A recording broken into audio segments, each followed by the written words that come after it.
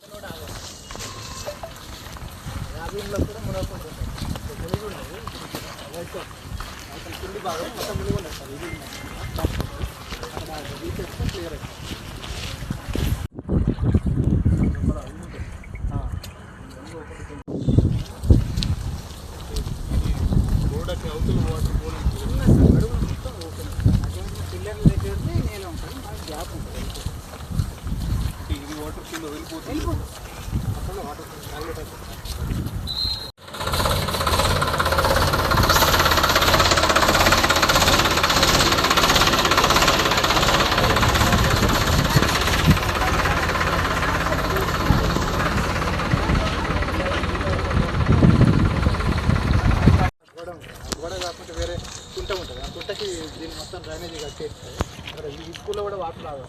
ఇక్కడ ఆగం, ఇక్కడ 50 ఇళ్ళు ఆగము, ఇక్కడ ఈ హై స్కూల్ కూడా కొంచెం ఇదవుతుంది.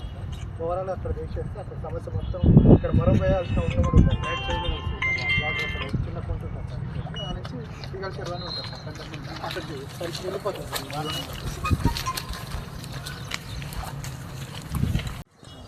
మరి ఇదే తక్కువ ఉంటాయి సార్. నేను ప్రజెంట్ మార్కెట్ చేసుకుంటూ ఉండేది సార్.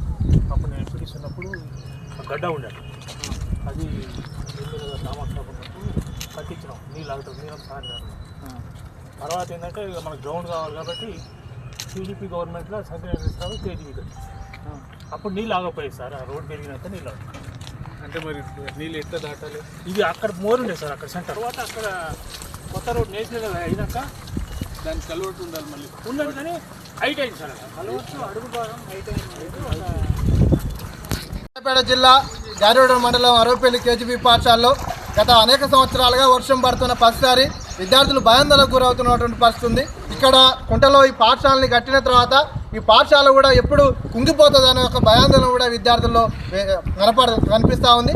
సంబంధించినటువంటి ఈ సమస్యను పరిష్కరించాల్సినటువంటి అధికారులు ఆ వైపుగా ఆలోచన చేయకుండా తాత్కాలిక పరిష్కారం మాత్రమే చూస్తూ ఉన్నారు.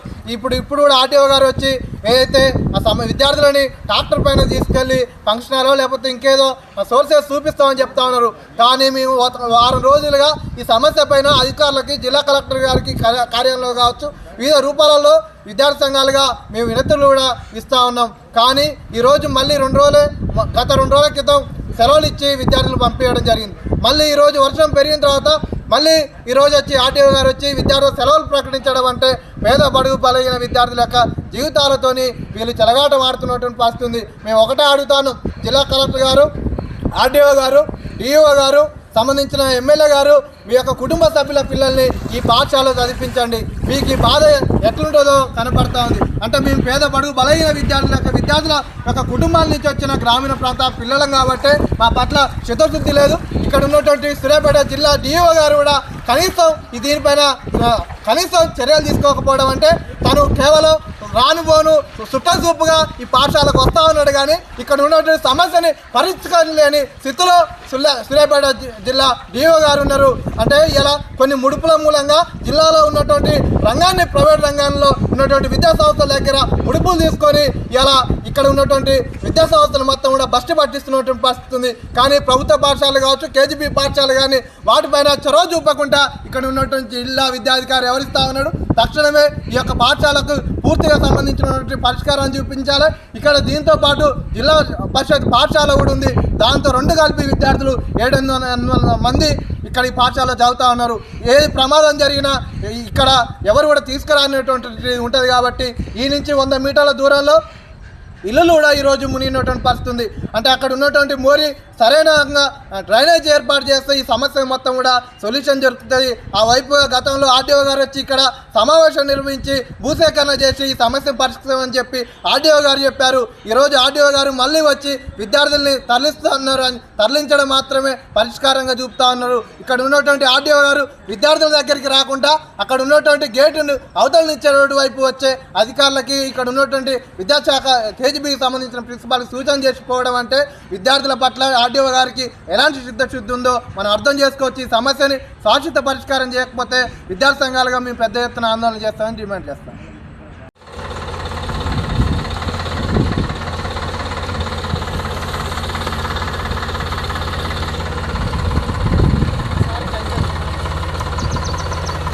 మమ్మల్ని ఇంటికి చదువు అవుతుంది.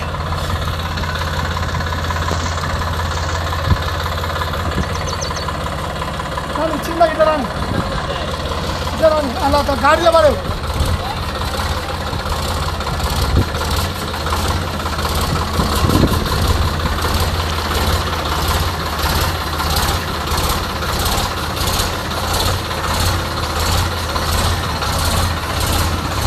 అది వచ్చి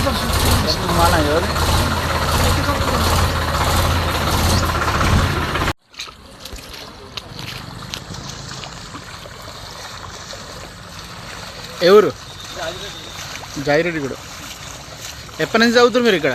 6th నుండి. ఓకే. ఎప్పుడు ఇలానే వస్తాయి వాటర్? ప్రతి సంవత్సరం వస్తున్నాయి సార్. ప్రతి సంవత్సరం. Yes sir.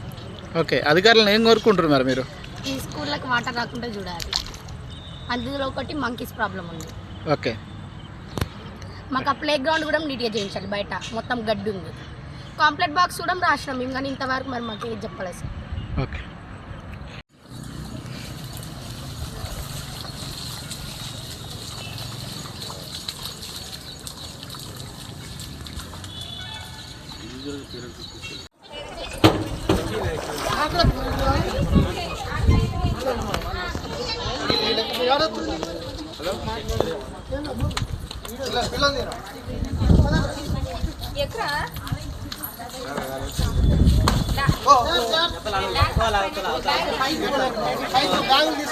బ్యాగులు అంది ఫస్ట్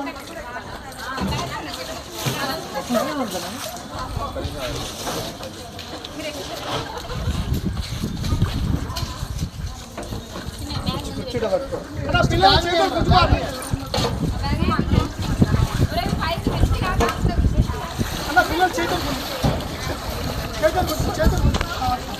చిన్న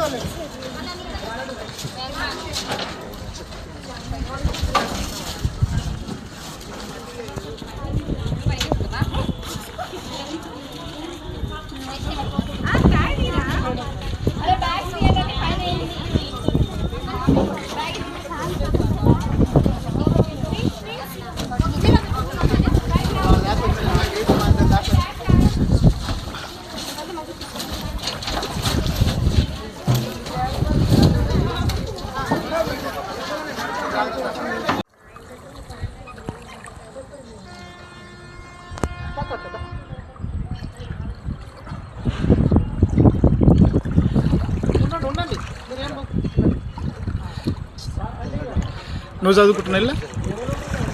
ఏం చదువుతున్నావు? ఎన్ని చదువుతున్నావు? ఏం చదువుతున్నావు? ఎప్పటి నుంచి చదువుతున్నావు? అంటే వాటరు అంటే వాన వచ్చిన ప్రతిసారి ఇంతేనా వాటరు?